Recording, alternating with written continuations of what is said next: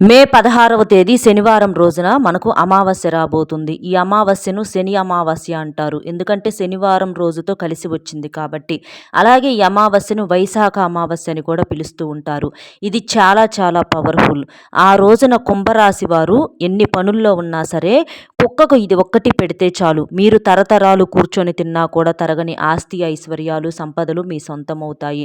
అలాగే ఈ అమావాస్య రోజున మీరు కుక్కకి ఇది ఒక్కటి తినిపించడం వలన మీ జాతక పరంగా ఉన్నటువంటి ఏలినాటి శని, అర్ధాష్టమ శని, వాహన ప్రమాదాలు, మృత్యుగండాలు, దోషాలు, మీ పనుల్లో ఏదైనా ఆటంకాలు ఏర్పడటము, లేదా ఉద్యోగ వ్యాపారాలలో ఏదైనా ఇబ్బందులు ఏర్పడటము, ఇట్లా ఎలాంటి సమస్య ఉన్నా సరే మీకు ఈ అమావాస్య తిథి రోజున చేయటం వలన ఆ సమస్యలన్నీ కూడా వెంటనే పరిష్కారం అవుతాయి.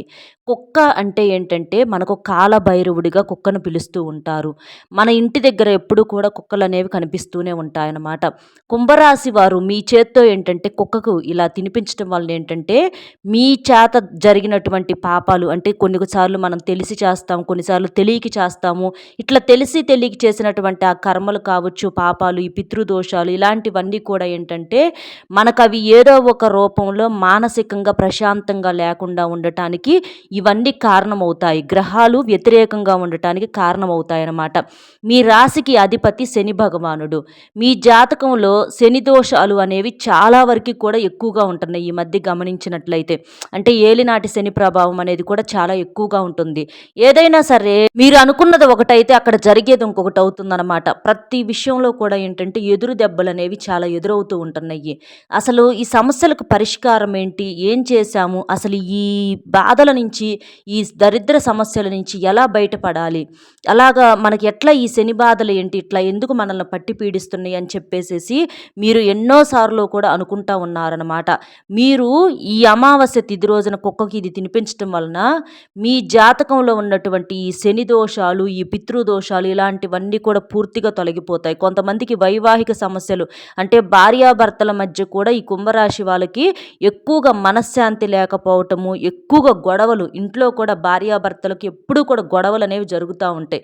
చిన్న చిన్న విషయాల కాడ అది చిన్న చిన్న గొడవ అనేది మొదలై చిలికి గాలివానలాగా మొదలవుతూ ఉంటుందన్నమాట. ప్రేమలు లేవని చెప్పట్లా, ప్రేమలు ఉంటాయి. కానీ గొడవలు జరుగుతున్నప్పుడు ఎంత ప్రేమ ఉన్నా కూడా మనశ్శాంతి లేని ఆ జీవితం ఎలా ఉంటుందంటే అది మరణంతో సమానంలాగా ఉంటుందన్నమాట. కాబట్టి అలాంటివేవి జరగకూడదు, అలాంటివన్నీ తొలగిపోవాలి అని అంటే ఈ పరిహారం అనేది చాలా చాలా పవర్ఫుల్గా పనిచేస్తుంది. అమావాస్య అంటే పరిహారాలకు పెట్టింది పేరు. ఇలాంటి అమావాస్య తిథి కోసం ఏంటంటే పెద్ద పెద్ద ఋషులు, మునులు, మహానుభావులు ఎదురు చూస్తూ ఉంటారు. ఎందుకంటే ఈ రోజుల్లో వాతావరణంలో, ప్రకృతిలో మనకు జరిగేటటువంటి మార్పులు చేర్పులు అనేవి చాలా గొప్పగా ఉంటాయి అన్నమాట. ఈ అమావాస్య తిథుల్లో మనం చేసే పూజలకు కానివ్వండి, పరిహారాలకు కానివ్వండి, వెంటనే రిజల్ట్ అనేది వచ్చింది మనం ఏదైనా కోరిక కోరుకొని. అందుకే ఇలాంటి రోజు కోసం ఏంటంటే వెనకటి రోజుల్లో మన పెద్దవాళ్ళు, నాయనమ్మలు, తాతమ్మలు, అమ్మమ్మలు, అలాగే ఈ పూర్వీకులు అంటే ఋషులు, మునులు ఇలాంటి వాళ్ళందరూ కూడా వాళ్ళకున్నటువంటి ఎలాంటి సమస్య నుంచైనా బయటపడటం కోసం అమావాస్య తిథి కోసం ఎదురు చూసేవాళ్ళు అనమాట. ఎందుకంటే అమావాస్య పరిహారాలకు పెట్టింది పేరు.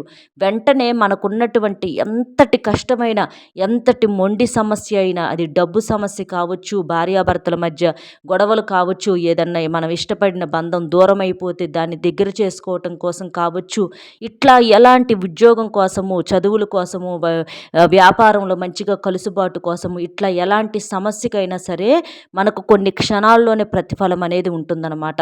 కాబట్టి చాలా పవర్ఫుల్గా పనిచేస్తుంది. అందులో ఈ వైశాఖ మాసంలో వచ్చేటటువంటి ఈ శని అమావాస్య అంటే మనకు శనివారం అంటే మీ జాతకంలో మీ రాశికి అధిపతి శని భగవానుడు. మీ జాతకంలో ఉన్నటువంటి శని దోషాలను తీసేసుకోవటానికి ఈ శనివారంతో కూడుకొని వచ్చినటువంటి ఈ శని అమావాస్య కన్నా మీకు మంచి సమయం అనేది మళ్ళీ దొరకదు. ఇలాంటి రోజు మళ్ళీ మీరు ఎంత వెతుక్కున్నా కూడా మీకు కొన్ని వందల సంవత్సరాల తర్వాత వచ్చేటటువంటి రోజే తప్ప మీకు ఇప్పుడల్లా దొరకదు.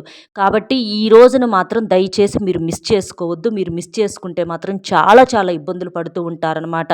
మీ చేత్తో మీరు చేసేటటువంటి ఒకే ఒక్క చిన్న పరిహారము మీ యొక్క తలరాతనే మారుస్తుందనమాట. మీకు అదృష్టం అనేది మిమ్మల్ని వెతుక్కుంటూ మరీ వస్తుంది.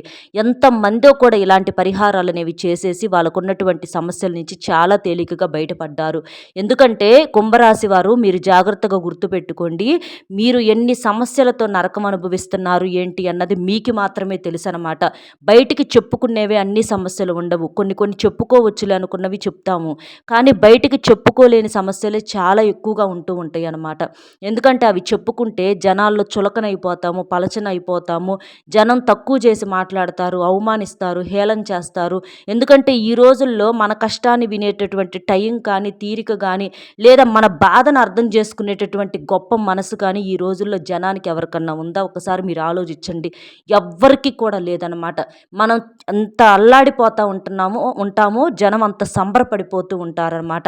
జనానికి నిజంగా కావాల్సింది ఏంటంటే మన కష్టమే కావాలి. మనం సంతోషంగా ఉంటే ఎవ్వరూ కూడా చూడలేరు.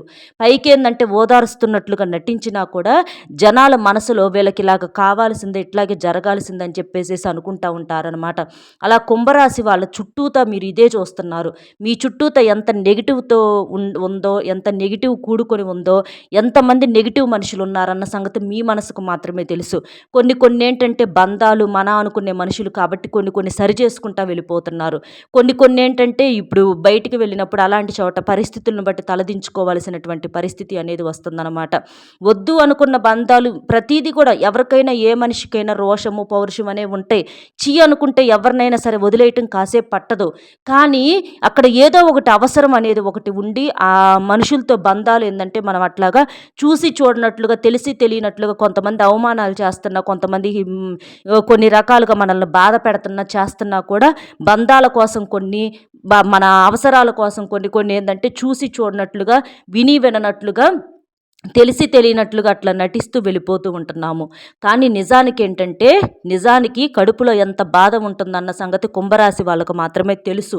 ఎందుకంటే ఈ జనం అనే మీ చుట్టూతో ఉన్నటువంటి వాళ్ళు ఎవరైతే ఉన్నారో ఈ నలుగురు మిమ్మల్ని ఎంతగా అవమానిస్తున్నారో, ఏదో ఒక రకంగా మిమ్మల్ని ఎంత బాధ పెడుతున్నారన్న సంగతి మీకు మాత్రమే తెలుసు అనమాట. ఆ పైన ఉన్నటువంటి ఆ భగవంతుడికి మాత్రమే తెలుసు. కాబట్టి ఇలాంటివన్నింటికి కూడా ఒకే ఒక పరిష్కారము ఏంటంటే మనిషికి డబ్బు మాత్రమే నిజమైనటువంటి సంపద, నిజమైనటువంటి గౌరవాన్ని, హోదాని డబ్బు మాత్రమే ఇస్తుంది. దానికి కాదని ఎవ్వరూ కూడా చెప్పట్లేదు.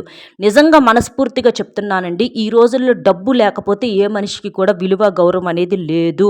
డబ్బు అవసరం లేదు. డబ్బు కన్నా కూడా ఆరోగ్యము, సంపద, ఆరోగ్యము, అలాగే పిల్లలు మన మాట వినటము, ఇంట్లో ఒక అనుకూలమైనటువంటి వాతావరణం కలగటము, ఇవన్నీ ముఖ్యమైనవే కాదని అంటల్లా.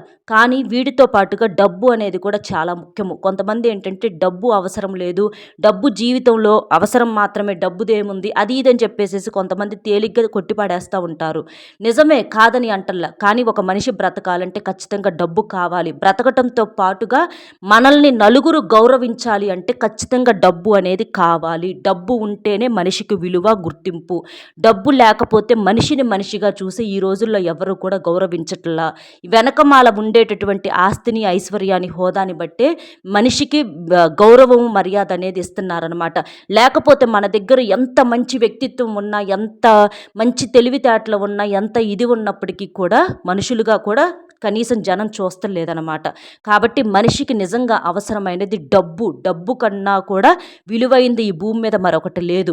అలాంటి డబ్బును సంపాదించుకోవాలని చెప్పేసి ప్రతి మనిషికి కూడా తపనుంటది. అలాగా కుంభరాశి వాళ్ళు కూడా చిన్న వయసు నుంచి కూడా ఎన్నో రకాలైనటువంటి కష్టాల్లో నలిగి పెరిగినటువంటి వ్యక్తులు అనమాట. డబ్బు విలువ ఏంటి, డబ్బు ఏంటి, డబ్బు ఉన్నప్పుడు ఎలా ఉంటున్నారు జనం మనతో, డబ్బు లేనప్పుడు ఎలా ఉంటున్నారు, ఇవన్నీ కూడా మీకు తెలుసు. మీకు తెలియంది ఏమీ కాదండి. అవన్నీ చూశారు కాబట్టే డబ్బును మీరు ఎట్లాగైనా సంపాదించుకోవాలని ఒక తాపత్రయం అనేది మీలో ఖచ్చితంగా 100% ఉందన్నమాట. అయితే వీటిని ఇంత తాపత్రయం ఉన్నప్పుడు మనిషి ఏంటంటే తప్పుడు దారుల్లో వెళ్ళేటటువంటి అవకాశాలు కొంతమంది ఆలోచిస్తూ ఉంటారు. కానీ కుంభరాశి వారు ఖచ్చితమైనటువంటి వ్యక్తులు. వాళ్ళు జీవితంలో కష్టపడి మాత్రమే పైకి ఎదగాలనుకునేటటువంటి వ్యక్తులు అనమాట. ఎదుటివారిని మోసం చేయటం కానీ, ఎదుటివారిని నష్టపెట్టాలి, మనం బతకాలి అనంటే మనం పక్కన వాళ్ళని ఖచ్చితంగా ఓడించాలి. ఇలాంటి ఆలోచన కుంభరాశి వాళ్ళు పొరపాటును కూడా చేయరనమాట.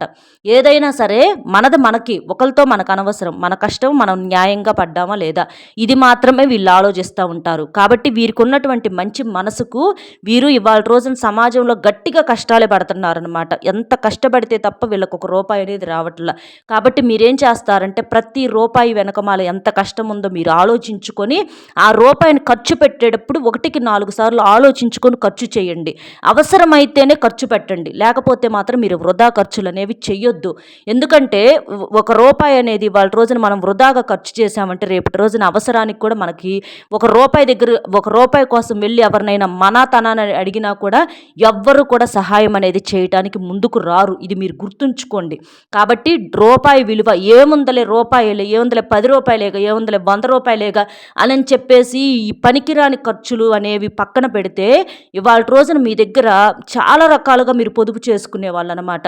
ఎప్పుడైనా సరే మనం ఎంత ఖర్చు పెట్టామా అన్నది ముఖ్యం కాదు, ఎంత పొదుపు చేశామా అనేది ముఖ్యము. మీరు ఇలాగ డబ్బు పరంగా చాలా జాగ్రత్త అనేది తెలిసి ఉంటారు, కానీ కాస్త ఈ మధ్య వృధా ఖర్చులు కూడా ఎక్కువగా చేస్తున్నారు. మీరు వాటిని తీసి పక్కన పెట్టేసేసి పొదుపు మీద ఎక్కువగా కాన్సన్ట్రేషన్ అనేది చేయండి. ఇలా చేస్తే మీకు ఏదైతే అంటే ఒక సొంత ఇల్లు కావాలనో, లేకపోతే ఒక బండి, కారు ఇట్లా కొన్ని కొన్ని కొనుక్కోవాలని చెప్పేసి ప్రతి మనిషికి కూడా ఆశ అనేది ఉంటుంది. బంగారం కొనుక్కోవాలి, ఇట్లా ప్రతీది కూడా అలాంటివి ఏదైనా ఉంటే అవన్నీ కూడా మీకు ఖచ్చితంగా నెరవేరుతాయి అన్నమాట. కాబట్టి డబ్బును జాగ్రత్తగా పొదుపు చేసుకోండి. ఈ మితిమించిన ఖర్చులు తగ్గించుకోండి. ఒక్కొక్కసారి మనం ఏంటంటే ఖర్చు చేసే కొంది ఏంటంటే చేయాలనిపించిద్ది. డబ్బు ఏంటంటే నీటికిలాగా ఖర్చు అయిపోతూ ఉంటాయి అన్నమాట. కానీ అలా చేసేటప్పుడు ఆలోచించుకోండి, ఎంత కష్టపడ్డామో ఈ 10 రూపాయలు మనం సంపాదించుకోవటం 10, కానీ ఆ 10 కోసం మనం ఎంత కష్టపడితే ఆ 10 రూపాయలు వచ్చినాయా, ఈ 100 రూపాయల కోసం మనం ఎంత కష్టపడ్డామా, ఎంత నిద్రలేని రాత్రులు మనం గడిపామా, ఎంత బుర్రకు పని పెట్టామా, ఎంత ఒత్తిడి తీసుకున్నామా, ఎంతగా ఇవన్నీ కూడా మీరు ఆలోచించుకొని జాగ్రత్త పడండి. ఇవాళ రోజున మీరు పొదుపు చేసుకున్నటువంటి రూపాయే రేపు మిమ్మల్ని కాపాడుతుందన్నమాట. ఎవ్వరు కూడా చూడరండి. ఇవాళ రోజున పిల్లల దగ్గరకు వెళ్ళి పిల్లల్ని కని పెంచడం, కన్నాం కాబట్టి పెంచడం మన బాధ్యత కాబట్టి మనం చూసుకుంటాం, కానీ మళ్ళీ రేపు ఆ పిల్లలు మనల్ని చూస్తారు లేదనేది పూర్తి నమ్మకం అనేది లేదనమాట. వాళ్ళ దగ్గరకు వెళ్ళి అడగాలన్నా కూడా అది మన వల్ల కాదు. కాబట్టి ఏంటంటే ఒకళ్ళ దగ్గరకు వెళ్ళాలి అన్న పరిస్థితి అనేది ఎప్పుడు కూడా రానివ్వకుండా మీరు సంపాదించుకున్న రూపాయి రేపు మిమ్మల్ని చూసేలాగా ఒక రూపాయి అనేది మీరు పొదుపు చేసుకోండి. ఇక మీకున్నటువంటి ఏలినాటి శని దోషాలు ఇవన్నీ కూడా ఈ గ్రహాలు అనేవి మీకు వ్యతిరేకంగా ఉంటున్నాయి అనమాట. వ్యతిరేకంగా ఉండటం వలన ఈ మానసిక స్థితి సరిగ్గా లేకపోవటము, ఇలా చాలా రకాలుగా మీరు ఇబ్బందులు పడతా ఉన్నారు. ఈ మధ్య మీకు అనారోగ్య సమస్యలు కూడా చాలా ఎక్కువైనాయి అనమాట.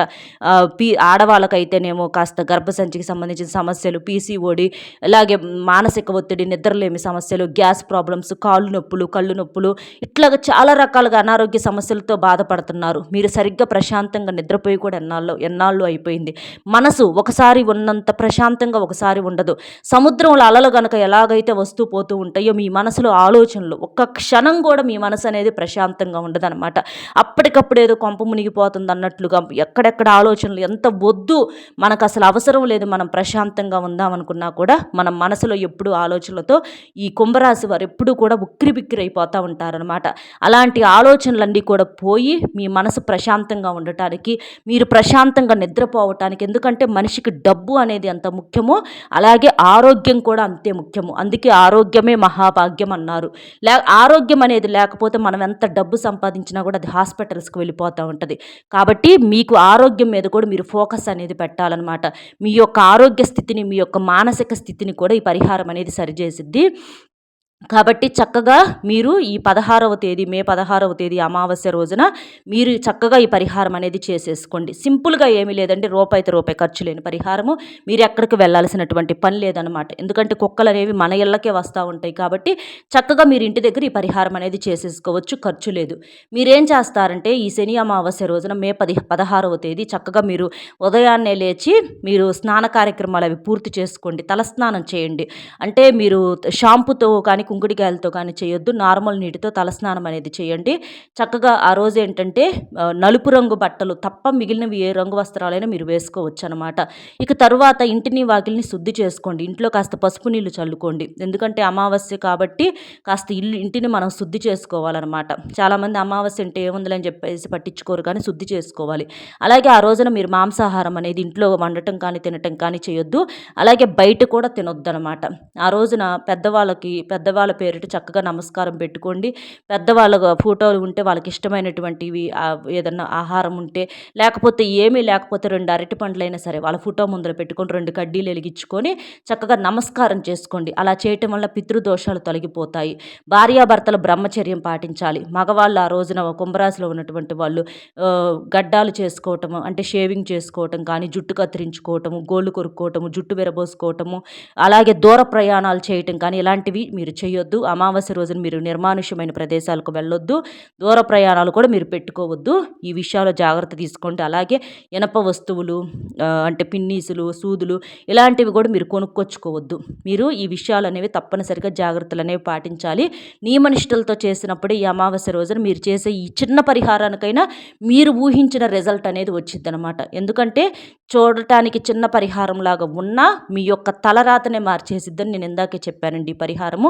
ఇంకా అలా చేసేసి కాకికి కూడా ఒక ముద్ద అన్నం పెట్టండి. ఎందుకంటే మన పితృదేవతలు కాకుల రూపంలో వస్తారు కాబట్టి కాకికి ఒక ముద్ద అన్నం పెట్టండి. అలా పెట్టేసేసి ఓం శనేశ్వరాయ నమః అని చెప్పుకోండి. పితృదేవతలు మన కాకుల రూపంలో వస్తారు, ప్లస్ శనిదేవుడి వాహనం కూడా కాకే కాబట్టి అలా చేయండి.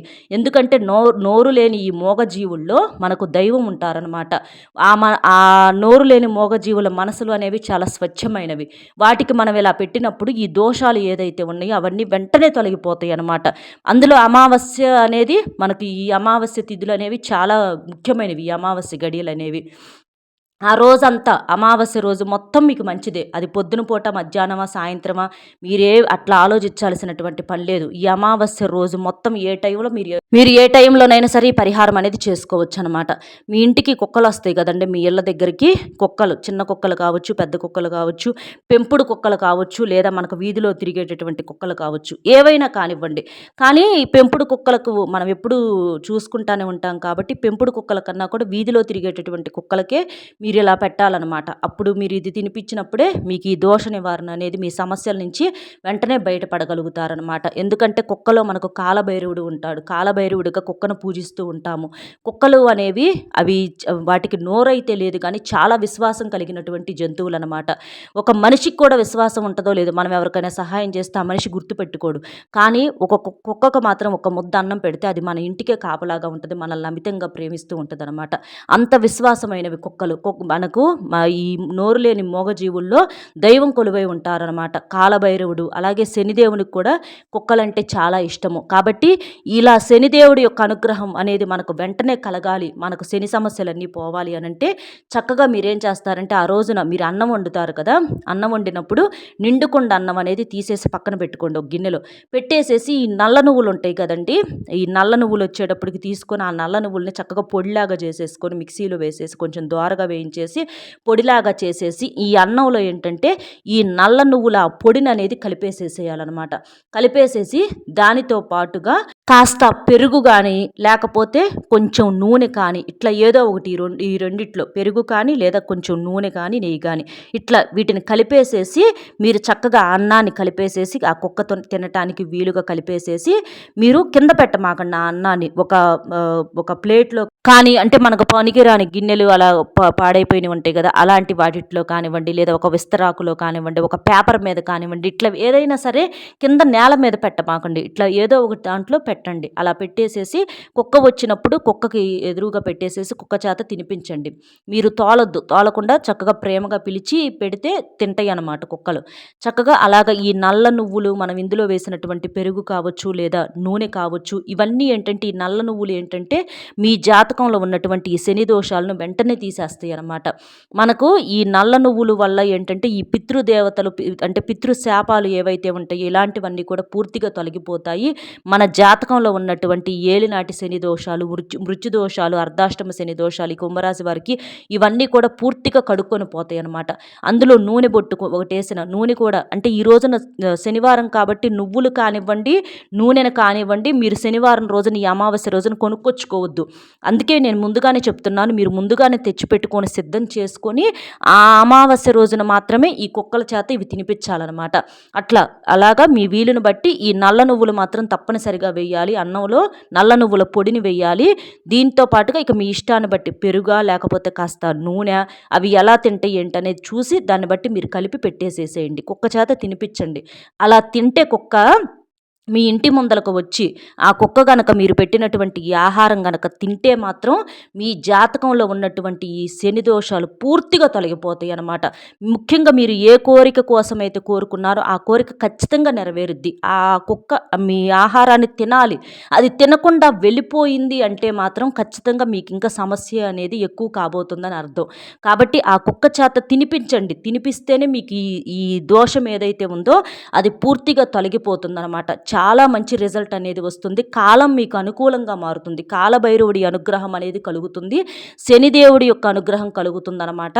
మీకున్నటువంటి ఈ సమస్యలన్నీ కూడా పూర్తిగా కడుక్కొని పోతాయి. చాలా చాలా పవర్ఫుల్ పరిహారము. అలా తినిపిచ్చేసిన తర్వాత అదే బౌల్లో కాస్త నీటిని కూడా పోయండి. ఆ నీటిని కూడా కాస్త కుక్కలు తాగుతాయి అనమాట.